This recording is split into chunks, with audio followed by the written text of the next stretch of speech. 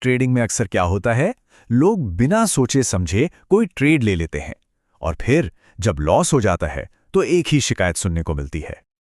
यही यही सुनने को मिलता है। अरे यार, मार्केट ने धोखा दे दिया। बहुत कॉमन है ना? जब भी कोई ट्रेड गलत जाता है तो ऐसा ही लगता है कि मार्केट ने हमारे साथ ही कोई गेम खेल दिया। पर क्या वाकई ऐसा है?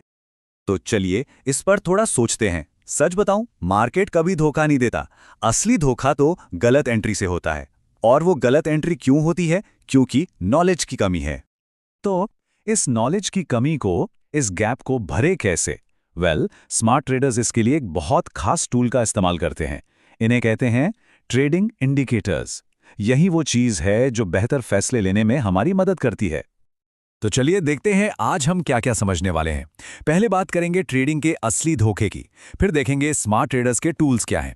इसके बाद इंडिकेटर्स के 4 खास प्रकारों को समझेंगे, फिर एक जीतने वाले कॉम्बिनेशन पर नजर डालेंगे और आखिर में उस सबसे बड़ी गलती से बचने का तरीका जानेंगे जो अक्सर लोग करते हैं। चलिए शुरू करते हैं। पहला टॉपिक, ट्रेडिंग का असली धोखा। यहां हम ये बात साफ करेंगे कि स्मार्ट ट्रेडिंग किस्मत का खेल बिल्कुल नहीं है, ये पूरा का पूरा नॉलेज का खेल है। तो सवाल ये है कि ये नॉलेज मिलती कहां से है? जवाब है स्मार्ट ट्रेडर्स के टूल से। तो चलिए समझते हैं कि ये इंडिकेटर्स आखिर हैं क्या और ये चार्ट पर हमें दिखाते क्या हैं। देखिए, इंडिकेटर्स ना चार्ट के डेटा को पढ़ते हैं और फिर हमें बिना किसी इमोशनल बायस के एकदम साफ साफ बताते हैं कि मार्केट का ट्रेंड किस तरफ है, मूव में कितनी ताकत है, मतलब मोमेंटम कैसा है, आगे प्राइस कहां जा सकता है, और सबसे ज़रूरी चीज़, एंट्री और एग्जिट करने का सही समय क्या हो सकता है। अच्छा, तो इंडिकेटर्स कई तरह के होते हैं, पर मोटे तौर पर इन्हें 4 जरूरी कैटेगरीज में बांटा जा सकता है। चलिए एक एक करके देखते हैं। सबसे पहला है ट्रेंड इंडिकेटर्स। जैसा कि नाम से ही पता चल रहा है, ट्रेंड इंडिकेटर्स ये मार्केट की सबसे बेसिक चीज बताते हैं कि भाई मार्केट जा किधर रहा है। ऊपर जा रहा है मतलब अप ट्रेंड में है, या फिर नीचे जा रहा है यानी डाउन ट्रेंड में। और इस कैटेगरी में जो किंग है, जो सबसे ज्यादा मशहूर है, वो है मूविंग एवरेज। इसे हम शॉर्ट में MAB कहते हैं। अब इसका रूल देखिए, इतना सिंपल है कि मजा आ जाएगा। अगर प्राइस मूविंग एवरेज की लाइन के ऊपर चल रही है तो समझ लीजिए अप ट्रेंड है, और अगर प्राइस उस लाइन के नीचे है तो डाउन ट्रेंड है। बस इतना ही आसान। ठीक है, ट्रेंड तो समझ आ गया। अब चलते हैं दूसरे टाइप पर, जो है मोमेंटम इंडिकेटर्स। अब मोमेंटम का मतलब है रफ्तार, स्पीड। तो ये इंडिकेटर दिशा नहीं बताते, ये बताते हैं कि प्राइस जिस रफ्तार से बदल रहा है उसमें कितना दम है, मतलब कोई मूव कितना पावरफुल है। क्या वो सच में एक बड़ा मूव है या बस एक छोटी सी हलचल? और मोमेंटम नापने के लिए सबसे ज्यादा जिस टूल का इस्तेमाल होता है वो है RSI। इसका पूरा नाम है रिलेटिव स्ट्रेंथ इंडेक्स।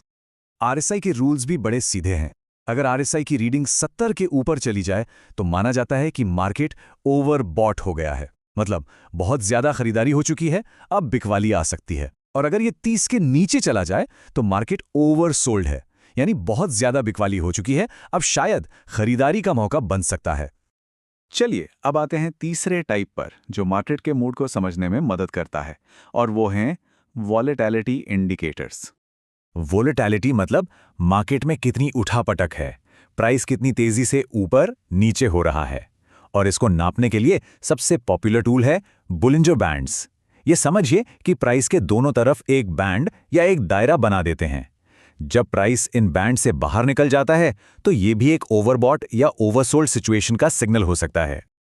और अब बारी है चौथे और आखिरी टाइप की, जो मेरे हिसाब से ट्रेंड को कंफर्म करने के लिए शायद सबसे जरूरी है। ये है वॉल्यूम इंडिकेटर्स। वॉल्यूम का मतलब है कि मार्केट में कितने लोग हिस्सा ले रहे हैं, कितने खरीदार और कितने बेचने वाले एक्टिव हैं। अगर वॉल्यूम ज़्यादा है मतलब उस प्राइस मूव के पीछे बहुत सारे लोग हैं, उसमें दम है। अगर वॉल्यूम कम है तो मतलब भीड़ कम है। और ये समझना क्यों जरूरी है, ये स्लाइड एकदम साफ बताती है। देखिए, एक तरफ प्राइस ऊपर जा रहा है और साथ में वॉल्यूम भी जबरदस्त है। इसका मतलब है कि ये एक मजबूत ट्रेंड है। लेकिन दूसरी तरफ देखिए, प्राइस तो ऊपर जा रहा है पर वॉल्यूम बिल्कुल नहीं है। यहां सावधान रहने की जरूरत है। ये एक फेक ब्रेकआउट हो सकता है, एक ट्रैप। तो ठीक है, हमने चारों तरह के इंडिकेटर समझ लिए, पर सबसे बड़ा सवाल तो अब आता है, इन्हें एक साथ इस्तेमाल कैसे करें? तो चलिए अब बात करते हैं एक जीतने वाले कॉम्बिनेशन की। एक गलती जो बहुत से लोग करते हैं वो अपने चार्ट को 10-12 इंडिकेटर्स से भर देते हैं। लेकिन एक बात हमेशा याद रखिए, ज्यादा इंडिकेटर्स का मतलब ज्यादा क्लैरिटी नहीं होता। ज्यादा इंडिकेटर्स का मतलब होता है ज्यादा कंफ्यूजन। बस शोर ही शोर, कोई साफ सिग्नल नहीं। तो फिर सही तरीका क्या है? एकदम सिंपल पर बहुत पावरफुल कॉम्बिनेशन। नंबर 1, ट्रेंड देखने के लिए कोई एक ट्रेंड इंडिकेटर लगाइए, जैसे मूविंग एवरेज। नंबर 2, मोमेंटम जांचने के लिए एक मोमेंटम इंडिकेटर, जैसे कि RSI। और नंबर 3, इन सबको कंफर्म करने के लिए एक वॉल्यूम इंडिकेटर, जैसे VWAP। बस ये 3 काफी हैं एक क्लीन और असरदार एनालिसिस के लिए। और अब आते हैं सबसे जरूरी हिस्से पर, वो सबसे बड़ी गलती जिससे बचना ही बचना है। यहां हम इंडिकेटर्स की कमियों के बारे में बात करेंगे। स्क्रीन पर ये जो 100% दिख रहा है ना, सच ये है कि कोई भी इंडिकेटर 100% सही नहीं होता। ये कोई जादू की छड़ी नहीं है जो भविष्य बता देंगी। ये बस टूल्स हैं आपकी मदद के लिए, जो आपको सिर्फ संभावनाएं बताते हैं, कोई गारंटी नहीं देते। तो फिर एक प्रॉफिटेबल तरीका क्या है?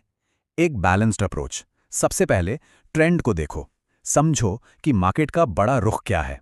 फिर प्राइस एक्शन को समझो कि कैंडल्स क्या कहानी कह रही हैं। और आखिर में अपने एनालिसिस को कंफर्म करने के लिए इंडिकेटर्स का सपोर्ट लो। जब ये तीनों चीजें एक लाइन में आती हैं, तब जाकर एक अच्छा ट्रेड बनता है।